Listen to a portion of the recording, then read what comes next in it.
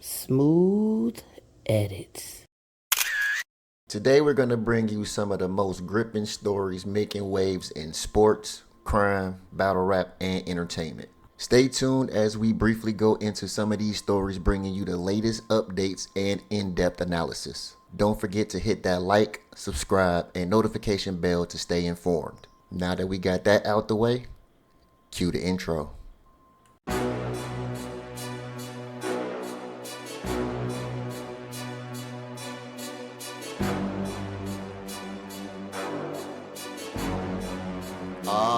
Yeah, it's that everyday gumbo. I'm the chef in the kitchen, mixing sports, games, and news. And you best believe there's no glitching. On YouTube, I shine every day, a new mission. I'm breaking down the plays, giving you that vision. I got that sports talk breaking down every play from the big leagues to the streets. And you best believe that I don't play video games. I'm grinding all night and all day. I'm your favorite gamer's favorite in every way.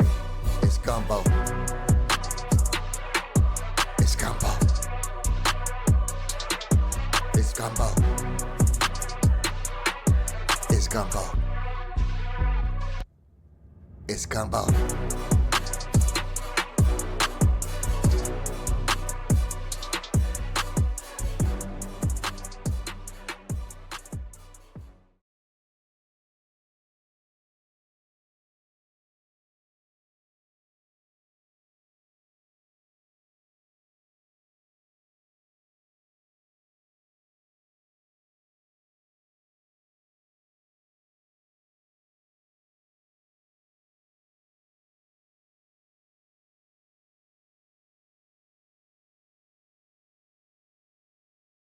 What's up, y'all? It's your boy CL Smooth, and we are back showing off the new show format. I hope you like it.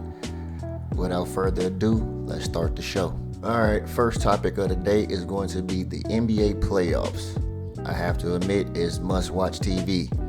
The Minnesota Timberwolves, the Indiana Pacers, and the New York Knicks are respectfully each leading their individual series 3-1. Now, with this outcome, you would have to think that these series are pretty much over.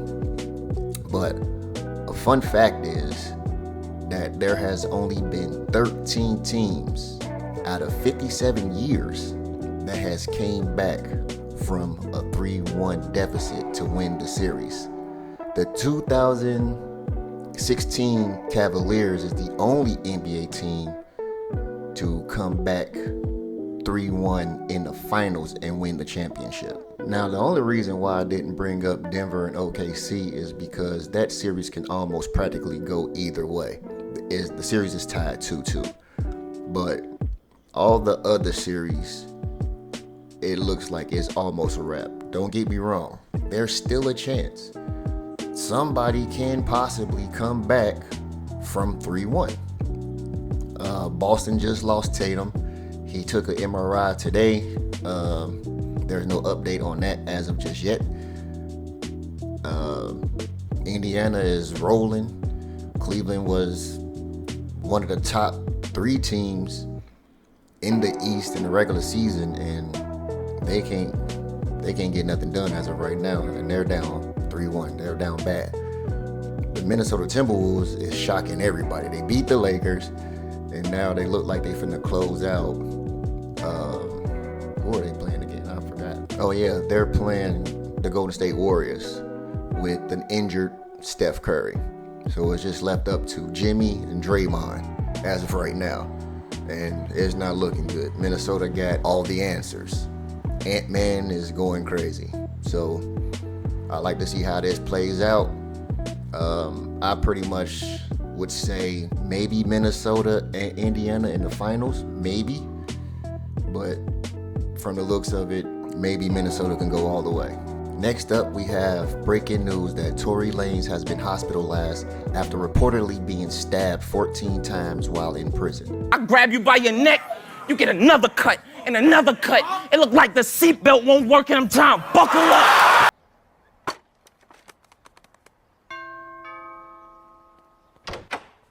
Hello?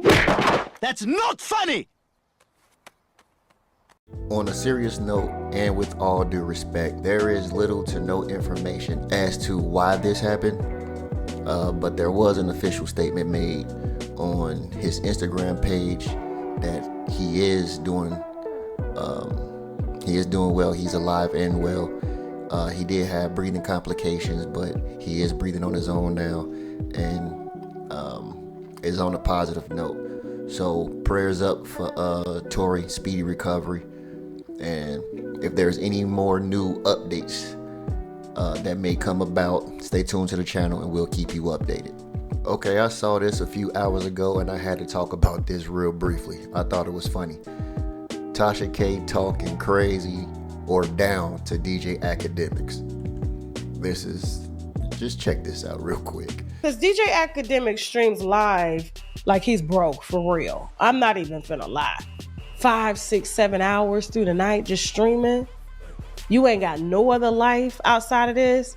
You ain't got no personal products of your own. Like, I'm just watching it. You're signing to white boys to syndicate you. You in the same funky ass sweatpants you done had on for 2 days, and you know when you thick and round like that, you know what I'm saying? He eating too much estrogen, too much chicken. Titties is growing, cheeks is growing, voice won't get deep. He gotta really make his voice deep. I woke up one night, his live stream was the first one that came up on YouTube. He had been streaming for 7 hours. I was like, now this is giving broke. Okay, real briefly, if you're not familiar with who Tasha K is, she actually was sued by Cardi B, I think a year or two ago, for defamation. And she lost that case, and she was ordered to pay Cardi B $5 million. And the funny thing about that is she also filed for bankruptcy, but in doing so, she moved a lot of her assets into her husband's name and then filed bankruptcy to say that she didn't have the money. And that was part of her whole mantra, like, I ain't got it. But you sit here and you make this statement about DJ Academics, and I'm not sure if DJ Academics would see it and respond, but I'm pretty sure he would say something like this. Sit down in the corner, shut the fuck up, and take notes, bitch. Just take notes. So last week, chrisunbias drops the stock drop list, and in his honorable mentions, he names another battle rap blogger, Factz Nation 6, formerly known as Battle Factz, in the honorable mentions. In doing so, well, the whole point of him doing so was to say that he was a snitch. You are right. It's okay. You're not the only one. It's a couple in the league like this in this culture that's lately been exposed. You are a rat. The lie detective determined that was a lie. Now, without trying to go too deep into all the details surrounding it, you know, it was just a bunch of back and forth between them two. And, you know, they're just basically slinging mud, basically, right?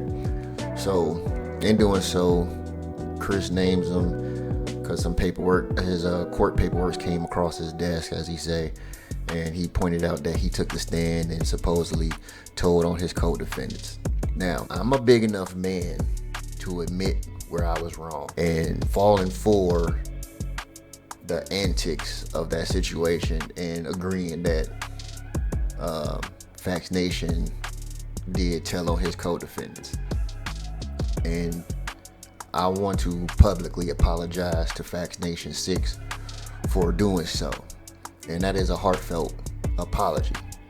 And I don't want the sincerity of that apology to be diminished when I say however or but. But, however, the reason why the situation looks so crazy as it is because Factz Nation's lawyer was stupid. He sold him a pipe dream and Factz Nation fell for it, which was the wrong move, opinion-wise, my opinion-wise. He basically never should have tried to appeal it. That doesn't mean that I'm saying that he shouldn't have tried to keep fighting his case, but based on the outcome of the first trial, there was no getting around an appeal. So in all truthfulness, he should have never tried to appeal it. What I mean by that is this. His stance was claiming his innocence as well as his co-defendant's innocence. That was his stand in the first trial. He was saying that they never did nothing. So by the time he got wind that his codees had pled out and took plea agreements, he was screwed. In the same breath, that's pretty much what got him the aiding and abetting charge that he was found guilty of. Because if you're saying that y'all never did nothing, you and the people involved, y'all never did nothing, you're maintaining this innocence, but they cop out, it's gonna make you look like a liar. Because if they're saying they did it, then people gonna look at you and say, well, you was there, there's no way that you didn't see them doing this or know nothing about it. So that's why you get the aiding and abetting. Now, from Factz' point of view and his explanation of the situation, he was sold the dream that his lawyer was going to basically paint the picture that he didn't know what his codees was on or what they was going to go do. Even though this is not him actually saying this. He also felt and believed that he should take the stand to tell his side, not necessarily saying that he was saying what the lawyer was putting out, that he didn't know what they were doing. He wanted to take the stand just to say that I'm innocent, we didn't do nothing. He's still defending his codees. But that's in turn what got him screwed, because he allowed his lawyer to go in there with that defense, knowing he can't change his stand.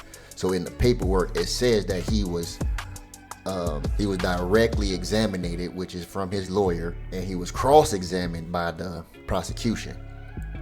He mentioned that the prosecution brought it up, saying that, basically asking him, well, did you not know that your codees, was you unaware that your codees was doing this?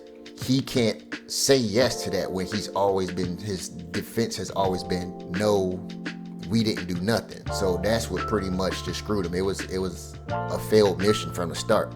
So he should have never went for the plea. For the appeal. He was just screwed from jump. It was a bad defense. Now, had that been the defense from the first trial, where he basically just said for himself that I didn't do nothing. Not necessarily saying throwing his codees under the bus, but you could just still be like, I didn't do nothing, because he didn't know that his codees was gonna take the plea. You know what I'm saying? It's a spiraling hole. It's terrible, but all in all, that's what pretty much got him pretty much screwed over, is the fact that he was screaming his innocence and the codees' innocence, but they took pleas, so it made him look like a liar, and that's what got him smoked at the end of the day. So that, coupled with the fact that he testified, he took the stand trying to plead for himself and still trying to maintain the innocence of the codees, even though he never said, oh, I wasn't aware that they was doing whatever. But that was just bad. That's what makes it look crazy, that, that happened. So, water under the bridge, like I said, apologies on my end. Well, that's my time for right now.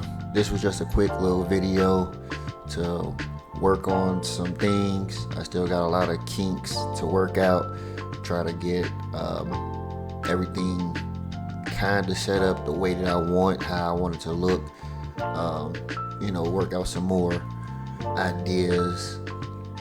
It's a process, so just bear with me, give me some time, and trust me, you can expect some big things coming from your boy. Make sure you hit that like, subscribe, and notification bell for the next video that's coming out. Just bear with me, give me some time. But until then, holla at your boy. Peace.